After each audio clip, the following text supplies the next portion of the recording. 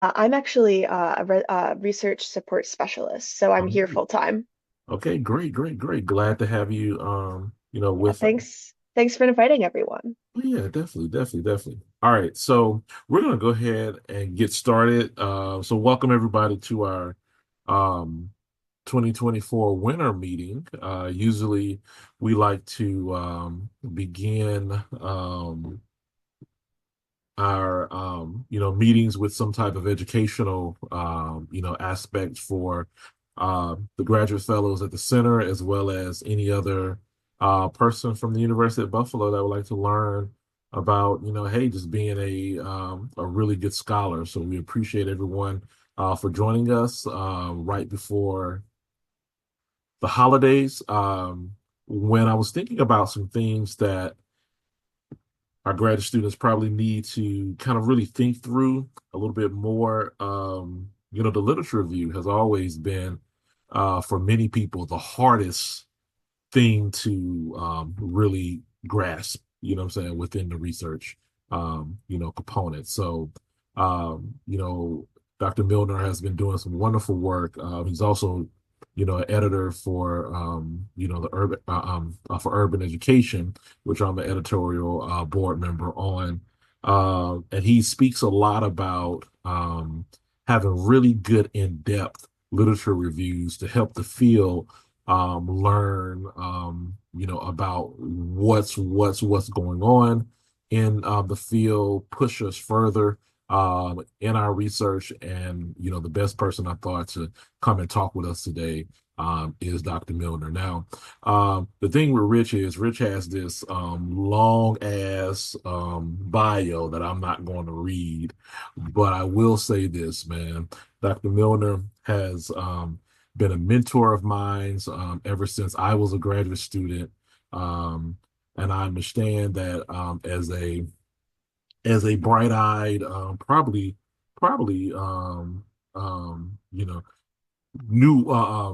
nuisance grad student in the mid 2000s, that he had time to talk with me. And throughout, shoot, the last 12, 13 years that I've been a professor, has always had an open door, open ear, open phone, text policy with me. And I really appreciate that. And, I can never repay him for his mentorship. So I try to do those things with other graduate students as they are talking with me. So without further ado, I want to introduce everyone to Dr. Richard Milner, who's a professor at Vanderbilt University. He's also um, a center director as well. So, ladies and gentlemen, Dr. Richard Milner. All right. I want to take this opportunity to thank my brother, LeGarrette King. You all are in the presence of excellence, and I say that sincerely. One of Not only is LeGarrette brilliant, but also just one of the best folks you ever meet. Right. So I mean that sincerely, and I appreciate the invitation. I'm surprised y'all still working up to the 18th, but that tells me something about about your commitment. I'm going to share some slides, but I really want this to be more dialogic. I want you all to ask questions and for me to provide whatever insights I can. And of course, I can learn some things from you as well. I do think the literature review is very important. And when as AERA president, one of the things I almost advanced was the year of the literature review. I was trying to get people to uh, get their heads, our scholars, our community, to really get their heads around what's already been said. Um, my great grandmother would often say, nothing is new under the sun, really. And so we have to, so although when we write as scholars, for some reason, we believe we have to pretend like we're the only person doing X, Y, or Z, right? But if we study the literature, what we probably know is we're probably not the very first person to do just about anything, right? Which is why that literature review is so important. I would also start by saying that it depends on the purpose of the literature review. And my colleagues here know I don't like to serve on committees with people who do sporadic, non-thoughtful literature reviews. Uh, But it's very different from doing a literature review, let's say for a dissertation, than it would be when you have a small section of a literature review that you're writing for an article, right? So I don't want to confuse you by saying that the things that I'm going to talk about today, which are really around developing systems for reviews, are exactly what you're going to do when you are joining the conversation in on a manuscript for an empirical study with which you are working. Okay. So I have sort of conceptualized this is I have an article actually in review, and I don't know if it's going to get accepted. It's been in review for a very long time. But as the Garrett knows and others know, I've really been thinking about this notion of consequential literature reviews. This idea of how do we make our work more consequential. And in my understanding of what literature reviews are, they can be sort of framed in three somewhat interrelated areas, but three areas in particular. One is the most in education and the social sciences, in education in particular, the literature review that's most often used is the thematic review.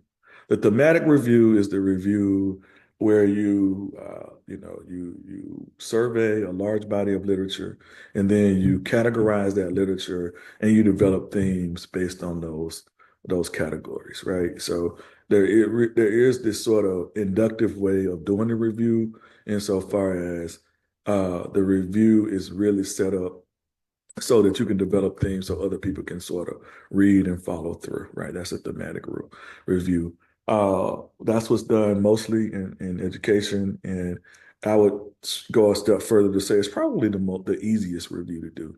A second type review is an historical review, and the historical review is a review for those of you in the center working with LaGarrett. This might be the review you want to do, but the historical review, from my perspective, is the review that really talks about a body of literature over time, over space, uh, and in a way that allows you to talk about movements, to talk about, big things and big areas, related to time, right? So that's an historical review. And then the most challenging type of review from my perspective is the conceptual or the theoretical review. And the conceptual review says you got to understand a theory to be able to use that theory as an explanatory tool to understand what the literature is you are reviewing, right? So I often steer master students, let's say, for instance, away from this type of review because it's very difficult to understand theory in a deep enough way to be able to you got to understand the theory, you got to understand features and tenets of the theory, and you got to apply those features of theory to whatever it is you are explaining in the literature, right? So that's a very difficult type of. Well, I don't want to scare you away from, but it tends to be the most difficult type of review. And when you're submitting reviews to journals, where if you're doing like a literature review, let's say for the review of education research or for the review of research in education, they're going to be critical, right? So they're not only critical of what you're doing in the literature, but then they're also going to that adds an added layer where they're going to look at how you use the theory as well.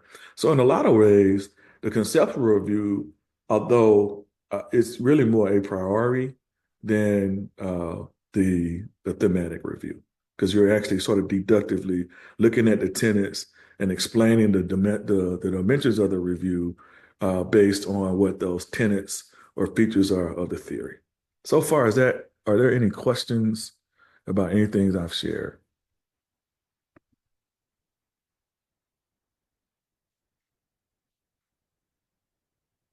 Okay, nope. All right, so we'll keep it moving then. So those are the three. Yeah, jump Hi, in. Professor. I'm Abigail. I'm a first year doctoral student. Do you have like an example of the conceptual theoretical that, like one or two examples that you recommend reading for someone you've seen who's done it well, since you're saying it's the most difficult?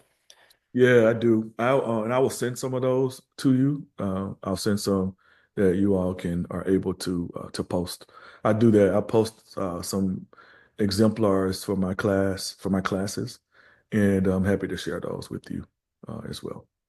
I think I've seen some reviews.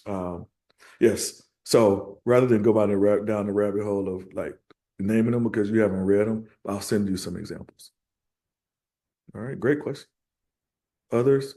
Now, I will say I've seen fewer strong historical reviews in the literature. It's just not how people tend to do literature reviews for some reason.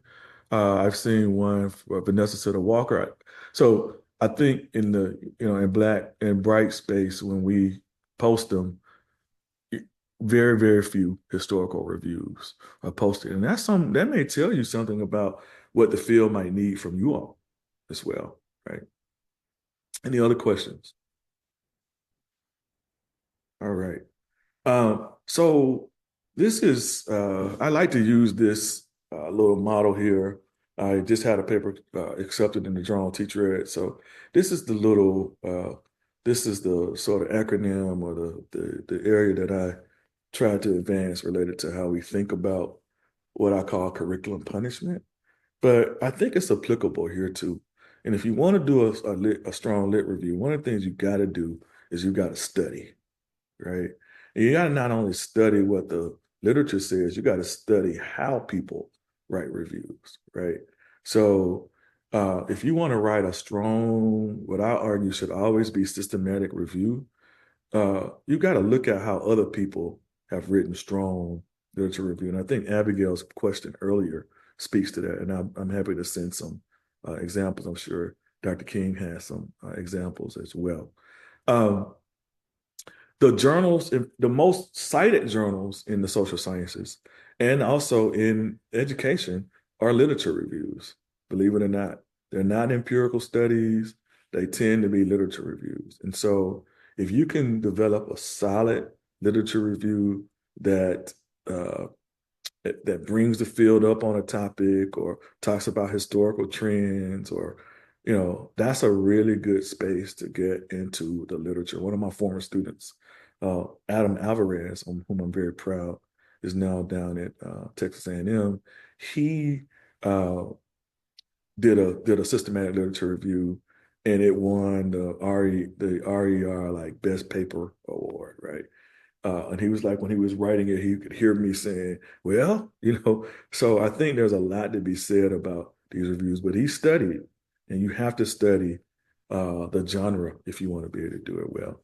Secondly is, you want to collaborate, right? And I'm talking about, here I'm saying collaborate with families, but collaborate with people and develop really clear systems and really clear insights about who's going to do what. Usually in these reviews, they're very, very broad. There's a lot of literature to cover. So having a strong collaborator is going to be important in deciding who's going to do what and how you might organize, right? And then another piece is really around reflecting, like what is it that you hope to accomplish? What is it that you are not willing to negotiate, based on your values and so forth. And when you're writing your literature review, you have to decide what is the takeaway? What's your angle? And if you're doing justice-centered, truth-centered work, then you are truly trying to figure out, how do I write this piece in a way that it makes a difference to be transformative for those who might be reading it. The literature reviews that make the most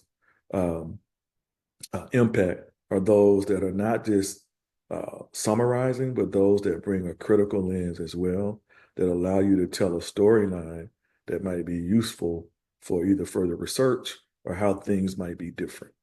Okay. So I call that scrat. Okay. Now, you also, I'm drawing here from Phil Jackson.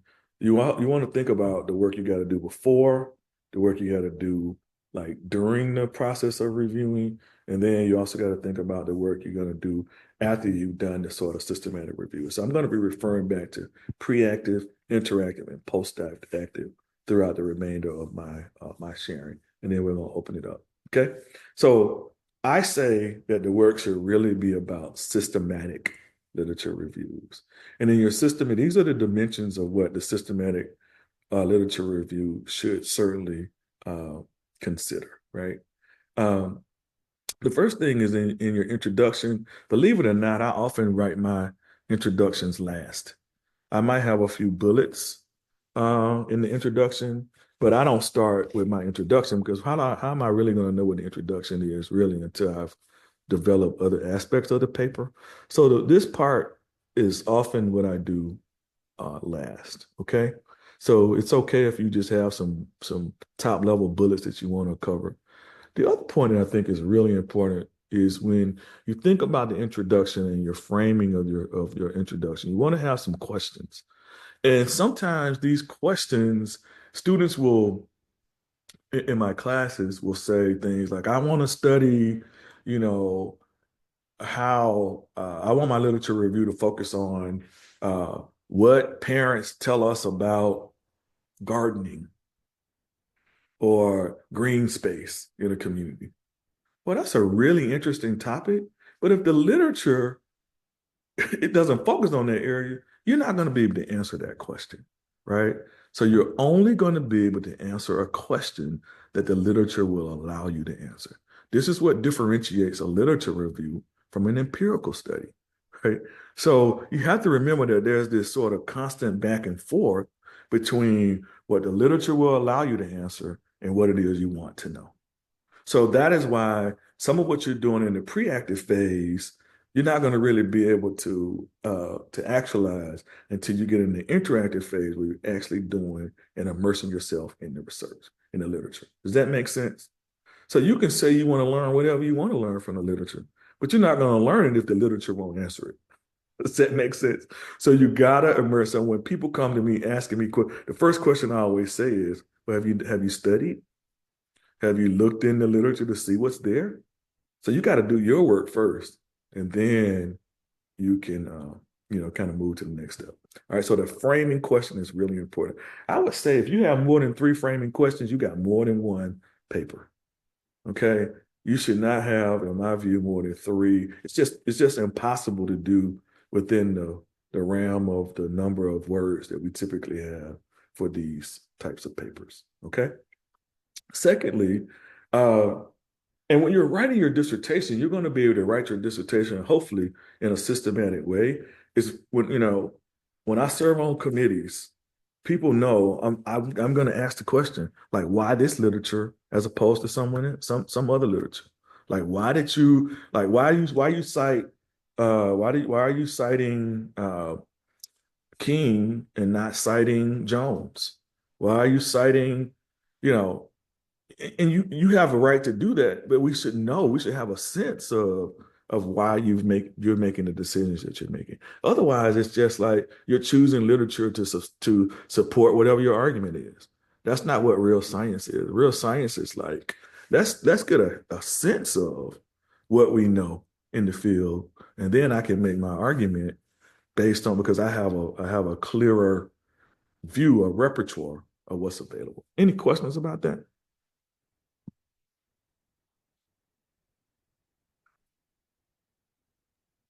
I think that question also, why are you citing this person and not not that person? In my experience, it really kind of helps the young scholar or the scholar ask that question themselves, like, why did I, you know, only cite this particular person, particularly when there seems to be, particularly amongst newer scholars, this aspect of I'm only citing certain people or certain demographics or certain because I want to make a statement, about this work because of the historical marginalization of scholars of color, right? And while that's commendable, right? But then is that the proper way to scientifically explore your phenomenon, right? By leaving out people or really sometimes it's just like you may not know the literature as much as you think you know the literature, right?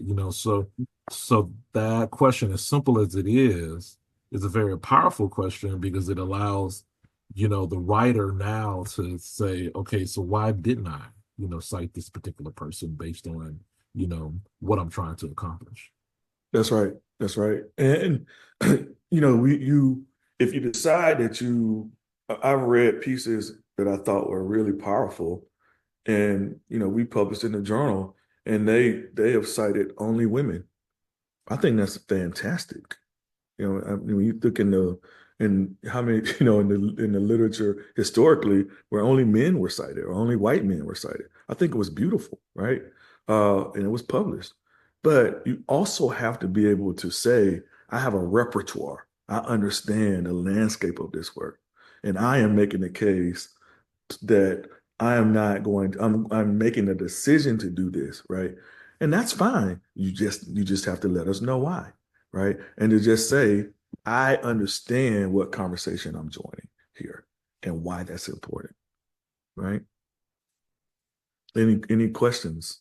I see some, I don't even know. I think some things might be coming up in the chat, but I haven't been able to see it. Hold on, let's see. Christina, you want to ask your question? Sorry, I'm working in the background and listening I understand. through Yeah. something into the chat. But my question was, couldn't you choose to cite, and my apologies for misspelling that word, cite, CITE, and as opposed to SI. Yes. At Oh, yeah. any rate, Yeah. my brain is not working. But certain persons, I'll give you a when you're whole attempting. PhD with sight versus sight. I tell you. Yes, it's okay. I see it. But couldn't you choose to cite certain persons when you're attempting to be transformative?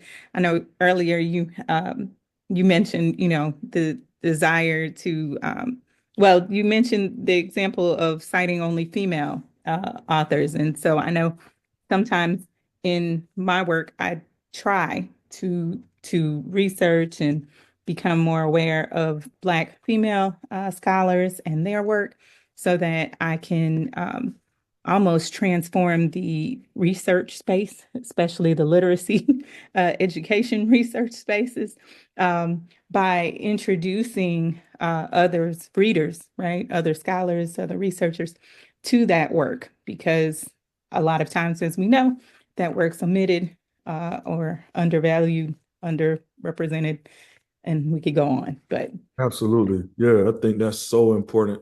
Do that, just rationalize why. okay. I mean, be very clear. So I was on a dissertation defense a few weeks ago, and the scholar said, uh, no research is done. People are not talking about Black women in STEM. It's just not true, right? So while it's important to talk about Black women in STEM, like you have to look at the literature. You have to look to say, well, wait a minute, people are talking about Black women. Sometimes they're not talking about Black women in the right way, in the ways that are transformative or that are insightful or empowering. I'm like, my bet Ebony McGee is that's my one of my closest colleagues. She's talking about Black women in STEM. You know what I mean? So when you make a statement like that, you you know, it sends the message that you've not done your work, is what I mean. And when you say something like that, other Black women are talking about Black women. Does that way? Does Black women STEM? Um, in a very similar way, people are like, "Oh, we need more Black male teachers." This is why I think I'm focusing. And I'm like, we need more Black women teachers as well. So like. So I think it's just we just have to be very careful about how we frame. And I think doing the literature review allows you to make the case and cite who you want to cite, but be able to cite who you want to cite because you've done the work to say, this is where I'm entering the conversation. Hey, Rich, can we divert just a little bit? Can you explain to the students the concept of citation politics? But then I want to ask you. So let's say someone is kind of I'm thinking about Donovan's work, right? Where Donovan's is looking at these Black female social studies educators, right? Mhm. If you are to kind of choose kind of that approach, right? Is that better served in kind of the systemic literature review paper or in an empirical study? So if they're submitting to urban education, is it something where they would say, well, I understand the canon of, this particular aspect. I'm purposely exploring the literature of, Black women from 1969 to 1980 because they A, B, C, D. And how acceptive is that for reviewers when they kind of see those particular statements? Yeah, I think so. Doing a systematic literature review in your doctoral studies is going to, from my view, going to set you up to do powerful, smaller papers later, right? So I would just start by saying, when you have surveyed the literature and you've been able to look systematically at what's been available, what's been published, that is going to allow you to pose the kinds of questions empirically to move the field forward, right? So that systematic literature review is going to allow you to then use aspects of what you published through that systematic literature review to make the case for your empirical pieces. Does that make sense? So your empirical, you can publish just an empirical, you can publish just a systematic literature review on its own. But then you use that systematic literature review to say, I'm focusing in on teachers in the rural South because through my systematic literature review, I found that there are, fewer teachers in the South who did X, Y, or Z, right? And that empirical study then allows you to take that literature and join the conversation in an empirical way, right? Citation politics. uh, Two things I want to say about citation politics, and then I want you to jump in and others on the call. I think some people believe they own certain parts of the work. Uh, if they've introduced something, or if they uh, are the person or the people or the team who might be that might be well known about an idea, so forth and so forth. People newer to the field, like when I got into the profession, I didn't know. I learned along the way. You learn through going to conferences. You learn through what they call ancestral searches. That's another way to do searches, right? And it's basically following the rabbit down the hole. So I'm going to cite who Christina and LeGarrette cite, because you're the experts in that area. And so, you see, if I cite King, I got to cite Careful and Brown. If I cite Careful and Brown, I've got to cite Gloria Ladson Billings. If I cite Gloria Ladson Billings, I got to cite Du Bois. If I cite Du Bois, does that make sense? And so I think that allows you to make the case, and the politics then become, oh, LeGarrette has done his due diligence, so he knows the genesis of ideas and so forth. I'm just thinking about like the culturally relevant pedagogy movement. Everything now, people don't cite culturally relevant pedagogy if they don't cite uh, culturally sustaining pedagogy. All of a sudden, that has become like what everybody cites, right? So I think knowing that, and reviewers, remember, editors are only, we work at the pleasure of reviewers. We have some control over what ultimately happens, but we have to follow what the reviewers are telling us, because Big Brother is watching. Like, I can't, ethically, I have to follow, the ethical guidelines. And so if people reviewing the work say, oh, this person doesn't really know, or these people don't know what they're doing, or they don't know the landscape because they're not citing Django or Sammy Helene, then what do I have to do? I have to say, the reviewers are saying that to understand culturally relevant pedagogy, you have to understand the loving critique forward. And does that make sense? So that's what I can say about that part. I don't know if any of the more senior grad students like Greg or Donovan have any thoughts on citation politics and how they kind of approach that in their literature reviews. And all of a sudden, all the people came on. Look at y'all, this great group of people here. I see your faces. Good, y'all. Thank you. I would just weigh in that yeah, I definitely play the citation politics. I mean, I'm writing about the teaching and learning of Black history. I should be citing Black people. That's plain and simple, for me. So I'm always looking to try to find especially if I'm going back in time when I did my lit review that I'm working on for my dissertation, try to go back and find, the Nathan Hare's, the James Bankses at the beginning of when that was a conversation that was happening in K-12 schooling.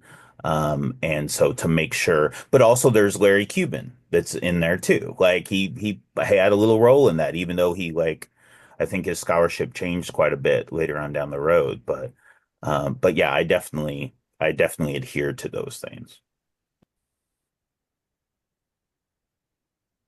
So, can I ask a follow-up question to you, Greg, on that then? So when we're saying citation politics, because that phrase as a first year doctoral student, that's actually new to me. Um, and Professor mentioned like the rabbit hole. So you're saying like you went like to follow what he said, starting from King's work, you follow the next person to who was cited, and you kept on going and going and going and going and going. Because like one of the struggles that I have as I'm adjusting to being a doctoral student is like knowing when to stop. And then I just get so overwhelmed that like Yeah. I'm like I'm never going to be able to read it all. You know what I mean? And I know that's a common complaint that many say, but hearing you like at the end of your journey talk a little specifically about it is really helpful. Well, we have a really good advisor who does a very good job of telling us when to stop. And so he's Brown nosing this morning, I see. sometimes I fight with you about it, but I know it's always about the love, and you're always trying to get me in this particular, strand of things. But he's also willing to let you explore that too. And I mean, and if you think about, I mean, just think about the our academic family politics, right? Like, we're working with LeGarrette. LeGarrette worked with Anthony. Anthony worked with Carl. Like, though that says a lot about our family tree, right? And like the type of scholarship all the folks in that family tree have defined, different areas and avenues of scholarship. So like I feel like that's what I learned first was kind of our family tree and our roots and my cousins and brothers and sisters, and all that. And then from there, when I got into the content, because there's a lot of overlap between what the family tree was doing and what I was looking for in the scholarship. And so I feel like that's all that, and Dr. Milner's in there too, right? We're all talking roughly around the same stuff. It might not be Black history, but it's about Black kids. It's about schools that are supporting Black students. It's about all that stuff, right? So all these things are very tangential, right? They're all interconnected and everything. And so it is easy to go down the rabbit hole, but just remember like you got a long time to really work on that. It's not an expectation that you should know this stuff like by this date, like you're gonna have time. Like I didn't really get a good sense of my lit review until literally months ago, and I sent LeGarrette like 10 different versions of that thing. So I wouldn't stress about that. But you will have volumes of stuff to I mean, I got stuff everywhere. So But then we also have to understand how you know the citation politics have worked against scholars of color, as well, particularly when we're trying to delve into very established understandings of knowledge, right? So So if we're trying to be quote unquote transformative, or we're trying to push the field, further, it's like, okay, so if we're, many of you all, I know Abigail, you're kind of getting into this notion of racialized context and um, pedagogical content knowledge within the classroom, right? Well, you can't really do it without Schulman, right? And everybody will tell you, say you need to cite Schulman, right? But then, the last and Billings will say, well, there's a big difference between, what Schulman missed, and he didn't, focus on his notion of culture, right? So, just really kind of understanding, and what Rich says, a systemic literature review. And when I say you have to historicize the data, or your problem, historicize the problem, that's what we're saying. You have to understand, the history of it. You have to understand how these particular scholars were talking to each other, trying to push the field in various different ways. It's really a skill that really requires no shortcut, but you have to sit, button seat, read, and really kind of delve into that. Here's a really good question from Christina. She said recently one of her grad students asked whether there was a cutoff with regard to the year of publication with citations. Are there any expectations? Why? When would we make these exceptions? Yeah, I think the bracketing and rationalizing the time frame for publication, I think, is really important. What you want to do, I think, in terms of from an historical perspective, is be able to talk. Let's say you're doing a thematic literature review. If you're doing a thematic literature review, you're not going to necessarily go into the history like you would like an historical review where you're only focusing on historical aspects, right? Uh, in terms of history, the idea needs to have the genesis, right? Where you're talking very broadly about, the area. This work, from what I've come to understand, began in the early 70s or the early 60s when, and you can talk about the context, right? When very few scholars were delving into, the topic of whatever it is you're focusing in on, right? So to the degree that you talk about the genesis of the idea of that work, but you don't have to go into like the depth that you would go into if you were doing like a complete historical review. Then you can still zoom out to go into your thematic review or go into your historical. So there should always, be some aspect of uh, of history and the genesis and the development of ideas in each of these reviews, right? So Christina, for those who wanted more clarification for citation politics, she put a definition. I think she used AI though, so she put a definition in there for those who want to kind of look a little bit more further. Rich, real quick question on that note: what is considered current literature? Mm. So when someone says, you're missing the current literature, how far are we going back in terms of current literature? I think current literature is relative, right? What's important is that you make the case. So if you get nothing else from what I'm sharing here, literature reviews, you should rationalize about why you're doing or making the decisions you're making, right? So current literature might be literature since No Child Left Behind, or current literature might be literature since ESSA. A current literature, right? You decide, you define what it is, but when you define and decide what it is, you got to rationalize. Now, if your reader is saying, and I keep going back to, I was just making some decisions. I keep going back to culturally relevant pedagogy, right? And if someone says you're missing this new movement related to culturally sustaining pedagogy, right? You might write and say you're not really interested in culturally sustaining pedagogy. You want to trace the roots of culturally relevant pedagogy and right, and you want to stop in, right before culturally sustaining pedagogy. You can make the case if you want to, but that doesn't mean the reviewers are going to accept it. Does that make sense? So it's all about how you rationalize and make the case and whether the research community will accept it or not. You should always, it's very, very difficult to, you should, from my view, should always say, I'm reviewing the literature from X date to Y date and provide a rationale about why. You might say, I'm reviewing the literature from 2021 to present because that was post-COVID.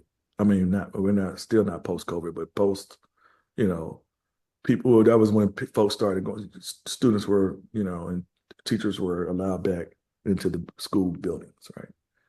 But rationalizing why is what's important. Or you might say, I'm reviewing the literature from, up to 2020 before COVID. That might be your current, but if you rationalize why, I think that's what's important. In the introduction, y'all, you also want to have clear thesis statement. And there are two types of thesis statements that I want you to consider. One is a thesis statement that's telling you what the review is going to do. And the second type of literature review is talking about what's coming next.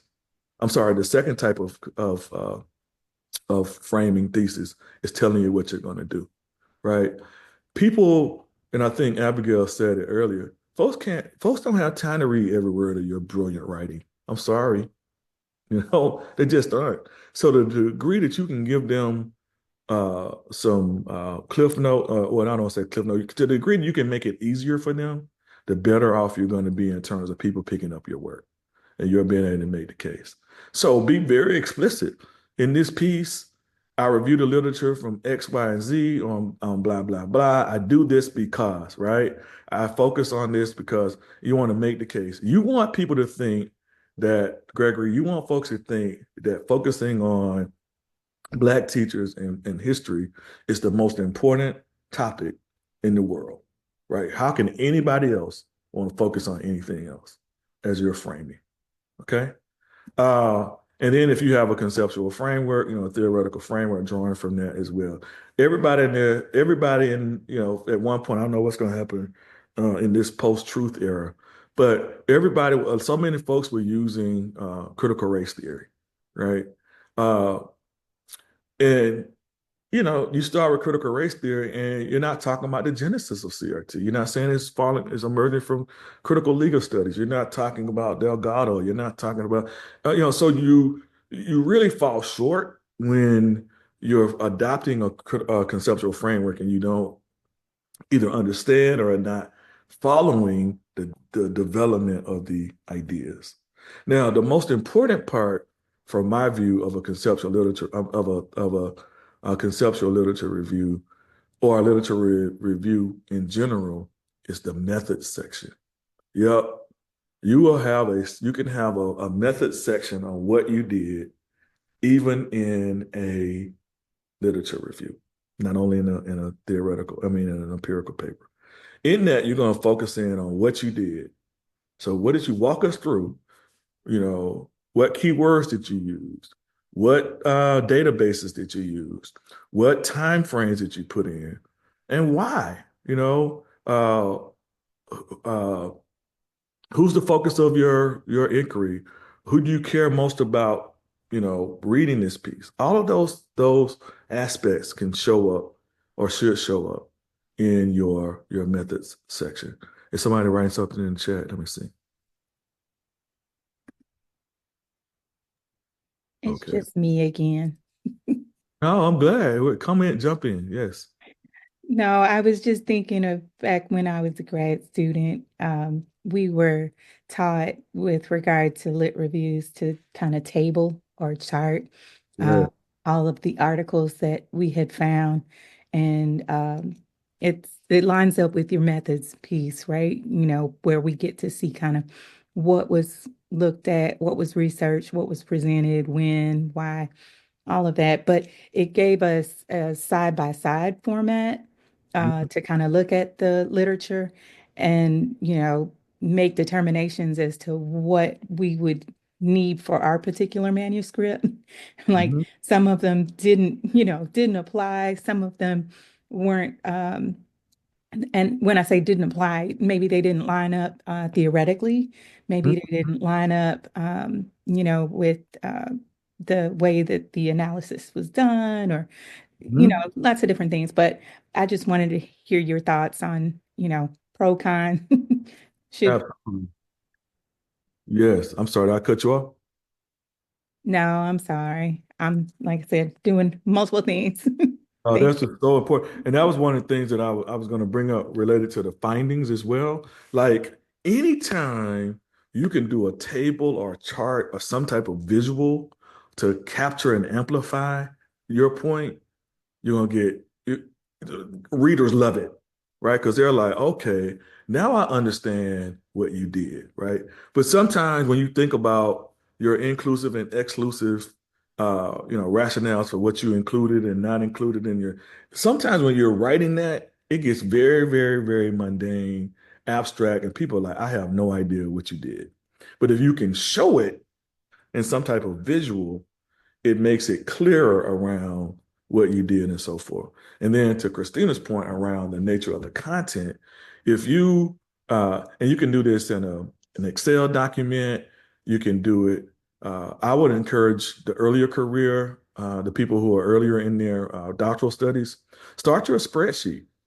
And when you read these pieces, go ahead and put it in your spreadsheet. You know who the authors are, the methods they use, the conceptual or the theoretical frameworks they use, uh, the big findings, right? And you start, and you can see then and then put it in your paper later because you've done that work, right? You've done that work. Any other questions or comments? And then this work, you should be contributing to theory, research, practice, praxis, or policy, right? So hopefully something that you're saying is going to contribute to uh, what we know related to theory, what we know about research, practice, praxis, and/or policy. Now, the other thing I would say is that you want to move beyond in the beginning stages, uh, because it's a lot to get your head around. Maybe you're just kind of summarizing. But as you develop deeper tools, as your analytic and your critical skills develop more, you're going to be able to go back and say, wait a minute, something is missing here, right? Wait a minute. What about X, Y, or Z? And when you do that, that allows you to enter the conversation in a way that where you are making a contribution. Lasting Billings says in a really powerful book that I don't think a lot of people read, but and it's worth reading. Was called. I mean, I think a lot of everybody reads Lasting Billings, but didn't read it's like Dream Keepers. It's called Beyond the Big House, and what she says in that book is we write about something old in a new way, or we write about something new. We try to write about something new, or we try to write about something old in a new way, right? And so when you are writing about, and again, my grandmother, who is the master theorist, who knows, will say nothing is new under the sun, then what you're really trying to do is you're trying to approach the work to add something to the literature in a way that people may not have thought about it previously, right? Sometimes that's a theoretical framework. Sometimes that's you're bringing in voices of students. Sometimes you are looking at what school leaders say, right? Sometimes you're going to look at what other researchers say. But just think about what that angle is, because what you're trying to do is complement. And one of the things that I found as well, and this kind of goes back to Laguerre's question earlier around the politics. If you're submitting a paper to a journal and you don't at least cite the people on the editorial board, chances are who's writing in that area of focus, chances are at least one person on the editorial board is going to get your paper. And if you say nobody has ever written about blah, blah, blah, and the people who've written about it is crap, they're going to feel some kind of way about it. Of course, you wouldn't say it's crap, but you know what I mean.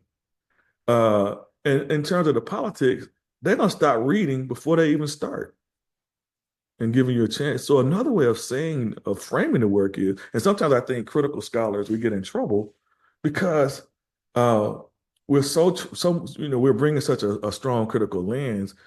An alternative way of doing this to work is to say we're building on the work that has been established before, or we're attempting to nuance, we're attempting to add on, we're attempting to add a broader perspective, right? Uh, in this body of work. Uh, so Can I add on to that point? yes, absolutely. So yes, so Rich will send me anything with Black history, like anybody doing Black history. So in the back of my mind, I'm like, okay, um, uh, yes, I am looking for myself, depending on how that is, but I'm not looking at myself like in a vain way. I'm looking for myself in, well, how is this person going to interpret my work within their, and I get really excited, um because like sometimes I joke, I'm like, damn, this person know my work better than I know my work, but then there could be a time where it's like, this person doesn't know anything. You know what I'm saying? Like this person really hasn't did their due diligence, right? For that. So it's not about kind of the vainness of it. Whereas I do think it's like, well, shoot, if you're gonna in this day of age, if you're gonna do social studies and Black history and you haven't, you know, cited myself or Anthony, then yeah, that's a big void, right? That, what I'm saying, you do, but then also is about how you interpret those pieces with your pieces or their pieces or with your study or your question. That's really fascinating.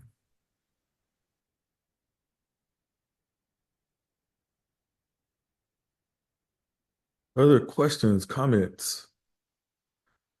The one other piece I want to add, and I think this is really important, it goes back to something Gregory was saying earlier. I would encourage you to position yourself. Positionality is so important in this work. I want y'all to talk a little bit about what positionality is. I got to run to the restroom real quick. Give me 1 sec.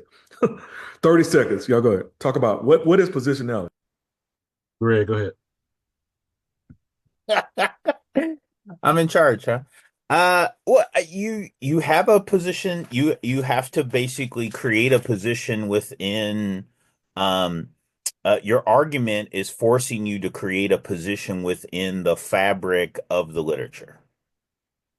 So based off of who you cite and your theoretical framework, right, and your methods to a lesser degree, but all of those things say something about you, about your positionality. Who you use tells you. So just like what LeGarrette was saying, if you're talking about Black history and you're not citing him or Pero Dagbovi or a couple of other people, then you're not talking about Black history, right? You're talking about something else, right? So then that means your positionality is different, right? You're angling yourself, looking at it only from one perspective if you're not looking at the totality of it. And Uh, then it helps the reader kind of understand where you're going. does. Yeah, it does, right? Because it's about you're having a conversation with the literature that you use, kind of, So right? when Daphne like states her positionality, I'm a Black, mother, I'm Black scholar, I'm from this area, she's providing legitimacy towards the reader as to why she's talking about Black motherhood or Black girlhood, right? Because she's establishing to the reader that says, hey, this is who I am, and there's a little bit of credibility now that the reader is seeing towards her, right? When, Donovan says, hey, I've taught elementary, Black history education for the past decade, it's establishing credibility with the reader to say what it is. When Greg says, hey, I'm a white male who has taught Black history in rural and urban and suburban settings, it's providing some form of, it's helping the reader kind of understand why this person is doing what they're doing. When I went to a defense the other day, a Black scholar didn't use the word positionality. He said research subjectivity. Are they used interchangeably?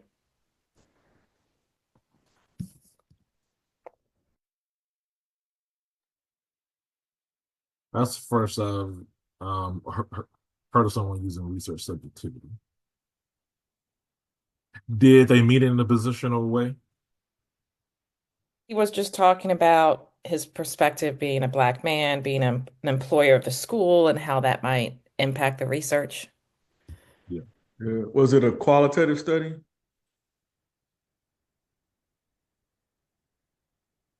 I'm getting used to all these terms. It was an ethnographic study, Okay. Yeah. That's Well, at least. right.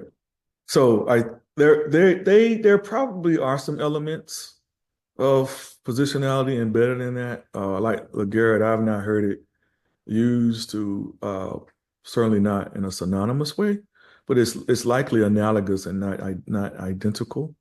Um, I also want to just encourage you all when you're thinking about research or positionality.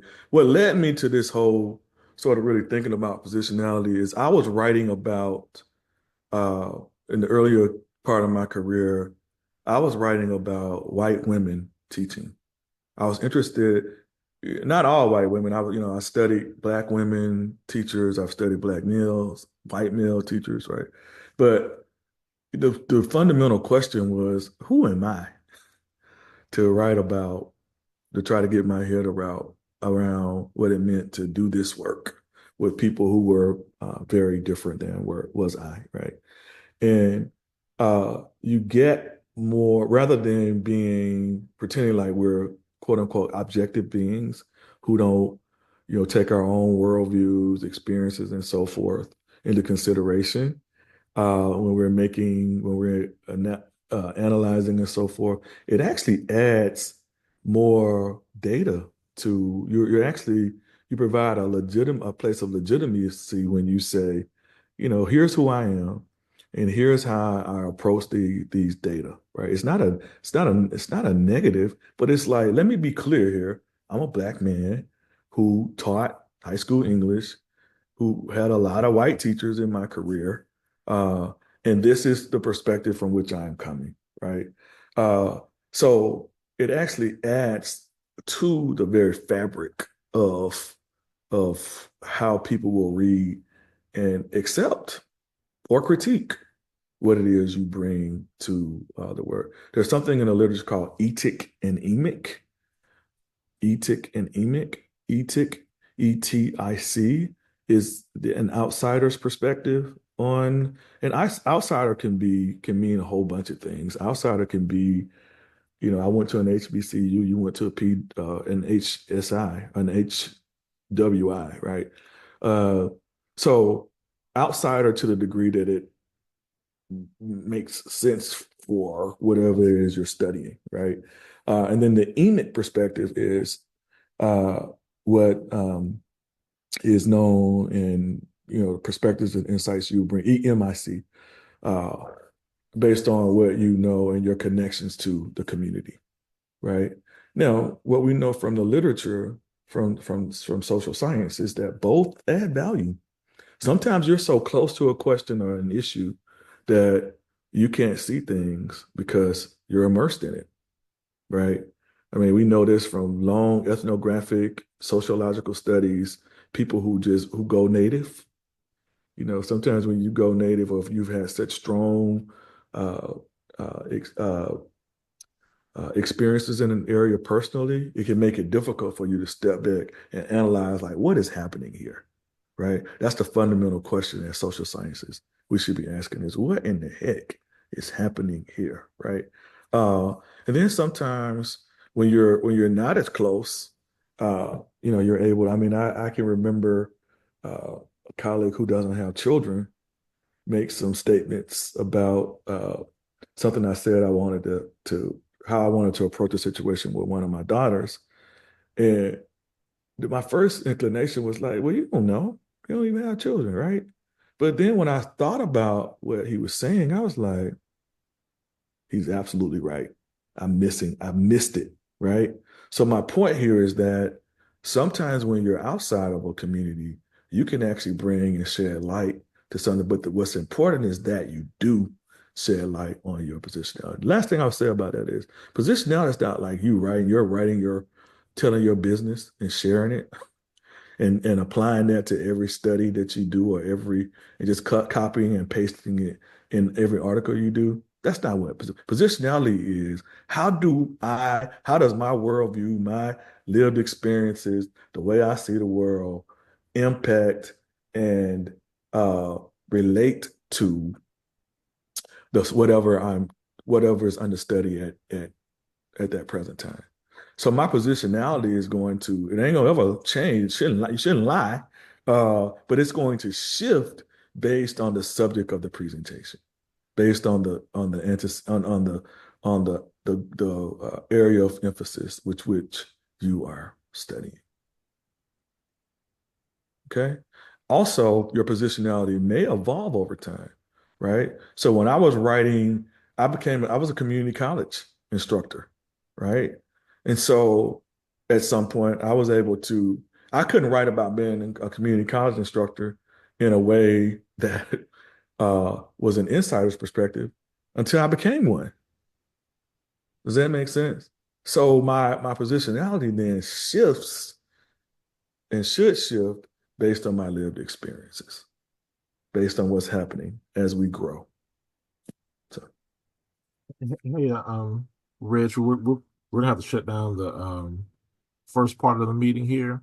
But I did want I didn't give an opportunity for the folk to kind of introduce themselves and what they do in their research focus. So if I can go back a little bit and have them do that for you, um, that'd be great. And then we'll close with any final thoughts that you have, leading forward. So we'll start with Greg. Hi, Dr. Milner. I'm wrapping up my dissertation now, studying a local high school here in Western New York, who started the Black History program a couple of years ago after a racialized incident. So I'm doing a three-article dissertation. One article is on my white veteran teacher.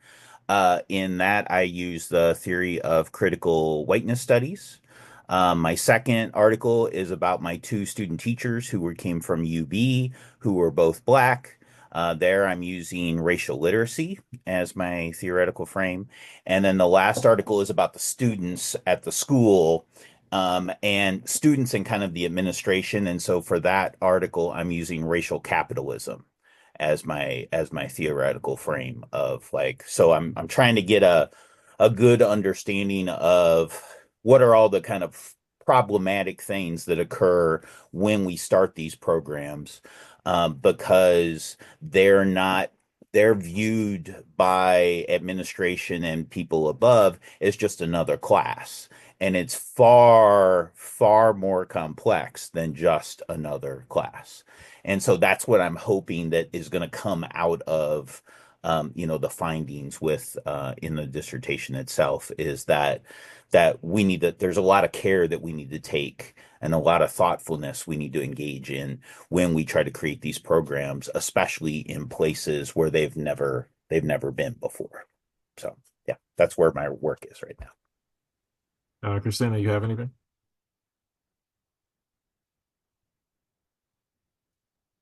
Sorry. Hi, I'm Christina King, and this is year 3, OMG, year 3 at UB as a clinical assistant prof. Yay, I know it's a work in progress for sure. But yeah, my interests are lie in critical literacy and diverse children's literature. Also, looking at uh, teaching diverse children's literature in culturally responsive and sustaining ways. So shout out to Paris and Alim and also Lance and Billings and even Geneva Gay, right? Just throw her in there. But yeah, that's what I'm doing. And and learning more and more each day about my role as assistant with the center. All right, Emerson, you introduced yourself earlier. You have anything else to introduce? Yeah, so I mentioned earlier that I'm working with the teacher residency program here at UB. Specifically, me and Haley, who's also on the call, are working on social and emotional learning and how to teach that to our residents who are currently in the Buffalo public school system. We're exploring video reflection as kind of that medium. Um, it's really interesting work, and I've been enjoying it a lot. Now, Rich, you have some work on residence programs, don't you? Okay. I know that there was something where you were talking about medical residencies and teacher residencies and connecting to that. Amanda, you have anything? Hi, thanks for inviting us. I'm happy to have caught the second half of this. I'm Amanda Winklesass. I'm a clinical associate professor. I'm the director of our teacher residency program. And my interest is really in good models for diversifying our teaching community, but specifically more recently, the supports needed to sustain teachers of color in schools and the kinds of networks of support that are essential to their thriving. Abigail? Thanks. I'm Abigail. I'm a first year student. I am interested in teaching Black history for the secondary level, specifically with primary sources and like the racial stress and racial literacy that comes with teaching Black history. Amanda, I'm so happy you're on this call because I've been meaning to reach out to you after talking to Dr. Kearney.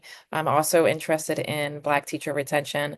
I've been a part of two Black teacher research studies with an action component related to it, and it's something I really want to bring to UB. Daphne? Good morning. I'm Daphne. I am a second year back student and, of course, fellow for the center. I have a number of research interests, but right now, I want to focus on Black girls and Black mothers, how they interact with each other, and then how the experiences of Black mothers as they were girls kind of inform and influence their parenting practices. Haley?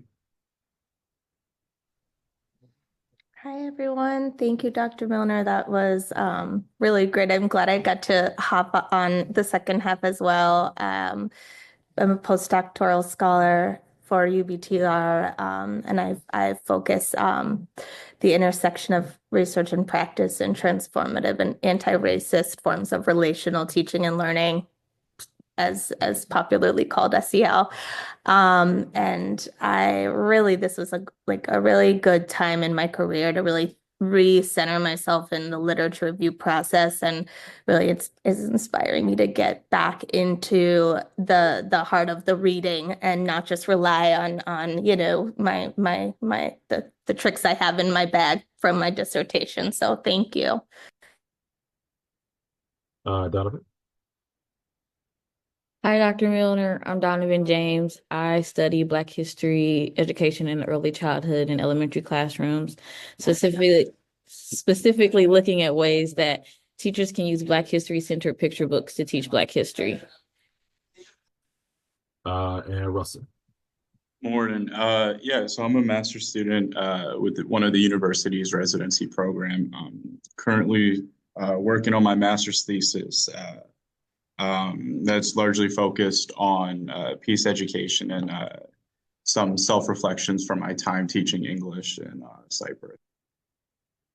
Right. Did I get everybody? I think I did. And of course, I'm Laguerre, aka HNIC for the Center for K-12 Execution and Racial Literacy Education. So we'll close it out with any final words, Rich, you have for the group here. So it was so refreshing to hear all the great work you're doing. I feel encouraged uh, just listening to you and where you are and what you plan to do. Don't forget that why. It's always important. Find joy in the journey along the way. Remember, some people disagree with me when I say this, but this is your job, right? And the work extends far beyond your job. So your work is intricately connected to who you are and what you care about, your values and so forth. So you can do your work in any place, right? Don't let the job overwhelm you.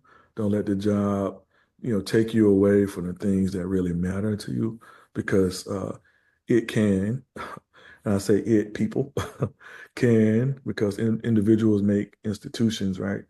Um, it can push you away and make you question or rethink what you're doing. But just be very clear about your work and stand firm in that work. Uh, and you'll make the contribution that you want to make, right? So we need you. So in the words of my great grandmama, keep pressing, keep pressing. All right. All right. Take good care, y'all. Thank you for having me. All right. So if